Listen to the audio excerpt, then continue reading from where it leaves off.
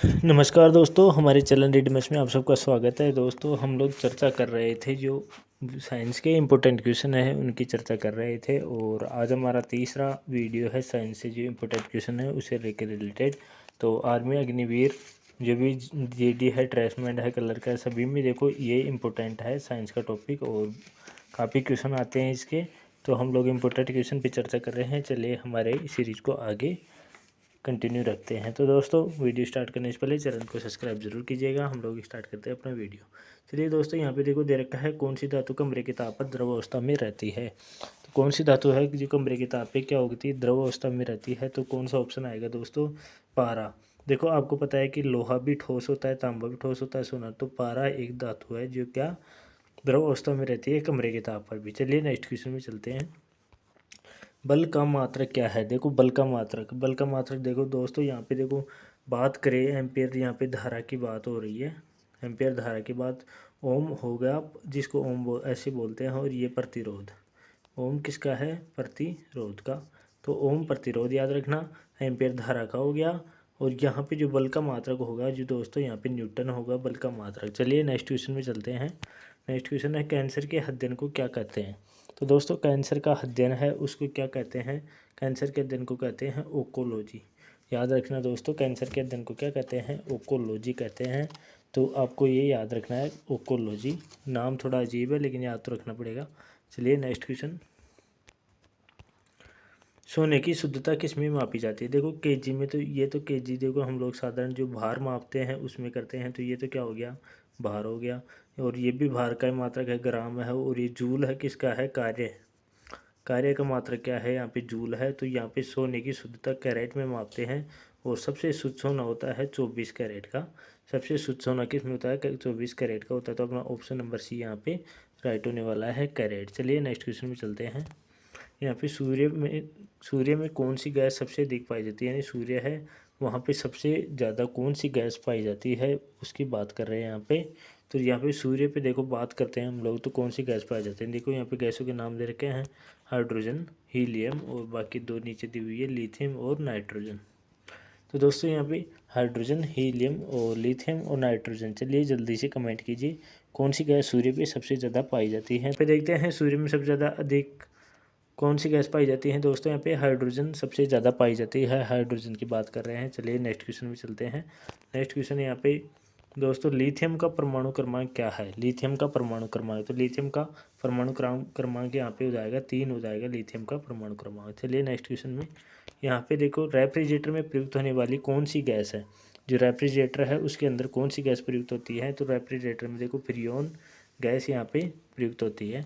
तो अगला question, sulphur dioxide Khalistan वाली गैस है। तो सल्फर डाइऑक्साइड दोस्तों यहाँ पे जो तीव्र गंध वाली, तीव्र गंध युक्त गैस है सल्फर डाइऑक्साइड। तो सल्फर डाइऑक्साइड का सूत्र क्या होगा दोस्तों? SO2। और ये तीव्र गंध वाली होती है। तो यहाँ पे नेक्स्ट क्वेश्चन, सबसे बड़ा अंडे देने वाला पक्षी कौन सा है? तो सबसे बड़ा अंडा देने वाला एक पक्षी है, वो कौन सा है दोस्तों? यहाँ पे कबूतर है, मोर है, शुतुरमुर्ग है, चमगादड़ है। यहाँ पे साफ साफ दिख रहा है कि शुतुरमुर्ग सबसे बड़ा आता है, तो अंडा भी बड़ा ही होगा, तो शुतुरमुर्ग यहाँ पे आएगा। और गाजर में कौन सा विटामिन पाया जाता है? तो दोस्तों गाजर में देखो कौन सा विटामिन पाया जाएगा। यहाँ पे गाजर की बात करें तो विटामिन यहाँ पे गाजर के अंदर ए विटामिन पाया जाता है। सी जैसे कि डी तो देखो यहाँ प्रकाश में पाया जाता है, डी की बात करें तो प्रकाश के अंदर पाया जाता है।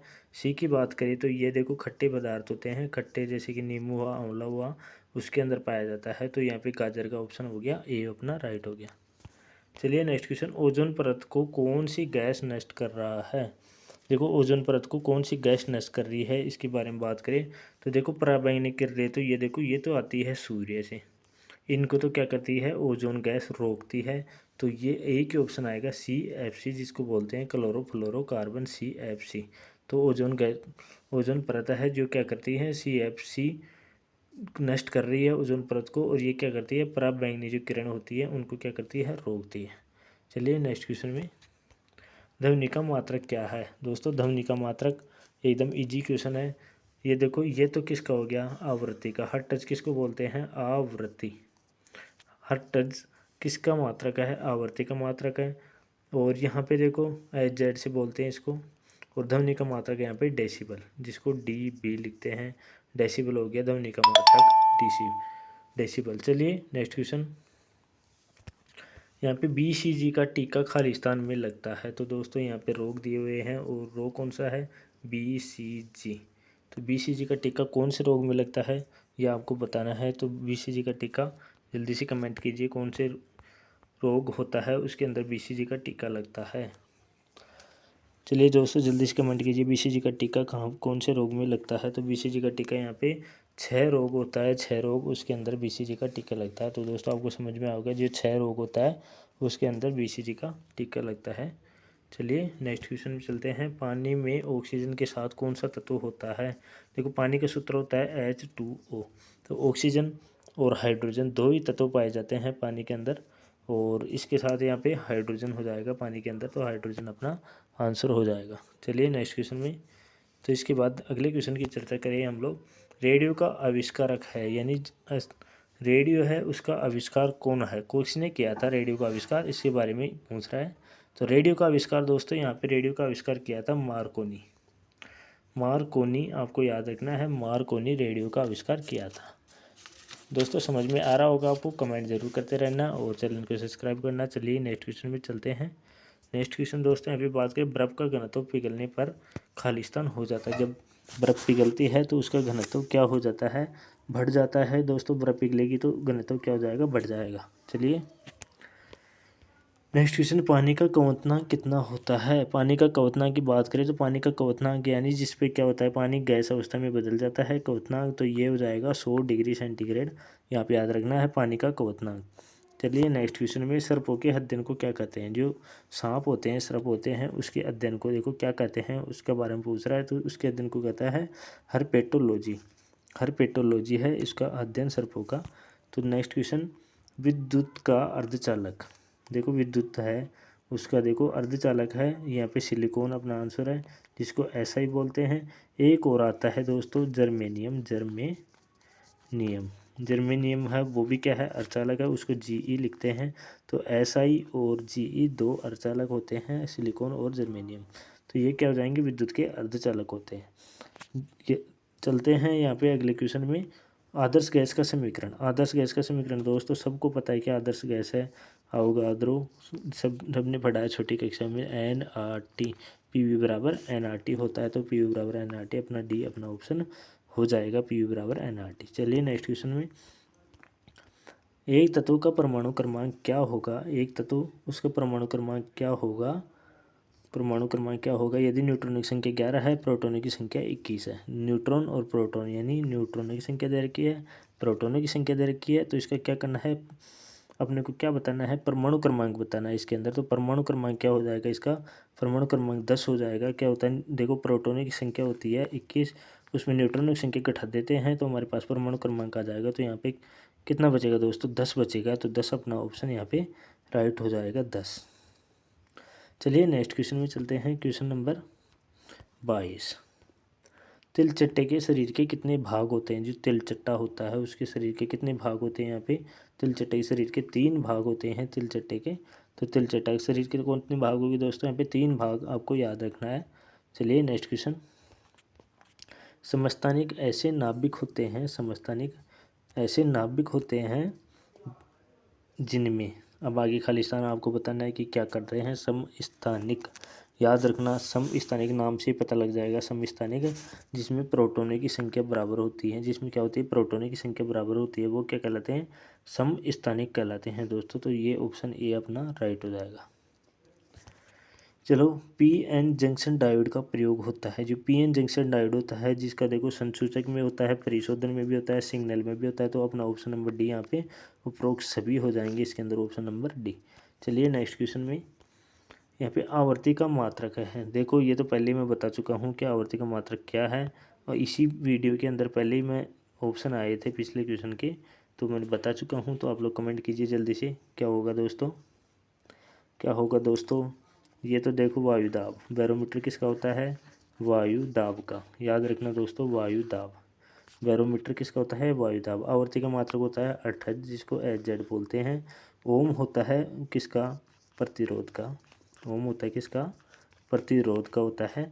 और वोल्टमीटर तो आपको पता ही है दोस्तों। तो यहाँ पे हर्ट्ज हो गया आवर्ती का मात्रक। चलिए नेक्स्ट क्वेश्चन है अपना, एक अशुशक्ति यानी एक अशुशक्ति में कितने वाट होता है, एक अशुद्ध शक्ति में कितने वाट होता है। ये क्वेश्चन भी रिपीट हो चुका है। एक अशुद्ध शक्ति में कितना वाट होता है, 746 वाट होता है एक अशुद्ध शक्ति में। तो नेक्स्ट क्वेश्चन में, दो समान भार की वस्तुएं, देखो दो समान भार की वस्तुएं हैं और देखो उनका क्या क्या दे रखा है, उनकी गतिज ऊर्जा का अनुपात पूछ रहा है, गतिज ऊर्जा का अनुपात पूछ रहा है और वस्तु का भार कितना है, 2v है और 3v है, तो उसका क्या करना है, गतिज ऊर्जा का अनुपात पूछ रहा है। देखो यहाँ पे देखो गतिज ऊर्जा का सूत्र क्या होता है, 1/2 mv का स्क्वायर। ये देखो अनुपात आ गया फिर 1/2 mv का स्क्वायर। अब बात करें यहाँ पे, इसको v1 लेते हैं, इसको v2 ले लेते हैं। अब देखो यहाँ पे कटने की बात करें, 1/2 से 1/2 कट गया, m से m कट गया क्योंकि भार समान है। अब v1 का स्क्वायर करते हैं यहाँ पे, तो ये कितना हो जाएगा, 2v का स्क्वायर। बात करें यहाँ पे v2 वाले की बात करें तो ये कितना हो जाएगा, सॉरी यहाँ पे कितना हो जाएगा दोस्तों, यहाँ पे 4, 2 दूनी 4 होगा, 4 और यहाँ पे 9v का स्क्वायर हो जाएगा। चलिए इसको काटते हैं, कट रहा है कि नहीं कट रहा है, तो अनुपात कितना आ रहा है, इसको अनुपात आ रहा है 4:9। 20 स्क्वायर से 20 स्क्वायर भी कटेगा, क्या बचेगा, 4:9 ही बचेगा। तो देखो 4:9 अपना डी में दिख रहा है 4:9। तो गतिज ऊर्जा का सूत्र लिखना है mv²। अब इसके साथ साथ दोस्तों आपको बता दूं, एक होती है स्थितिज ऊर्जा, स्थितिज ऊर्जा होती है और उसका भी सूत्र आपको रखना है कि mgh हो गया, mgh। और गतिज ऊर्जा का मैंने बता ही दिया आपको, गतिज ऊर्जा का 1/2 mv का स्क्वायर, याद रखना आपको 1/2 mv² और स्थिर ऊर्जा होती है mgh। ये काम आते रहते हैं, इनके न्यूमेरिकल आए तो कोई दिक्कत नहीं होगी इनसे। न्यूट्रॉनों की खोज किसने की है, न्यूट्रॉन है उसकी खोज किसने की थी, ये इसके अंदर पूछ रहा है। तो न्यूट्रॉनों की खोज किसने की थी दोस्तों, यहाँ पे न्यूट्रॉनों की खोज की थी चैडविक ने, चैडविक आएगा यहाँ पे, चैडविक न्यूट्रॉनों की खोज की थी। चलिए पृष्ठ तनाव का मात्रक क्या है, पृष्ठ तनाव का मात्रक क्या है, पृष्ठ तनाव की बात करें यहाँ पे, पृष्ठ तनाव अपना पृष्ठ तनाव का मात्रक क्या होगा दोस्तों, यहाँ पे पृष्ठ तनाव हो जाएगा न्यूटन पर मीटर। ये जूल, देखो जूल होता है ऊर्जा का, अब देखो न्यूटन मीटर हो जाएगा पृष्ठ तनाव का मात्रक। चलिए नेक्स्ट क्वेश्चन में चलते हैं। विटामिन की कमी से कौन सा रोग होता है, विटामिन बी की कमी से, ये देखो यहाँ पे बी आ गया, विटामिन बी की कमी से कौन सा रोग होता है। देखो स्क्रवी रोग होता है जो सी की कमी से होता है, और ये टाइफाइड तो अलग बीमारी है दोस्तों, और यहाँ पे घे का भी अलग है। तो विटामिन बी की कमी से सीधा सा बात है, बी से बेरी आपको याद रखना है, याद रह जाएगा आपको बी से बेरी। तो यहाँ पे बेरी रोग आपको याद रखना है। तो दोस्तों यहाँ पे हमारे जो क्वेश्चन थे 30 इंपॉर्टेंट क्वेश्चन, उसके बारे में आज हमने चर्चा की है। तो दोस्तों आपको समझ में आया होगा, तो वीडियो को शेयर ज़रूर कीजिए और चैनल को सब्सक्राइब नहीं किया तो सब्सक्राइब कीजिएगा। चलिए अगले एक ऐसा ही वीडियो लेके आएंगे जिसमें इंपॉर्टेंट क्वेश्चन होंगे, केवल इंपॉर्टेंट क्वेश्चनों का कलेक्शन होगा दोस्तों। चलिए मिलते हैं नेक्स्ट वीडियो में, तब तक के लिए धन्यवाद।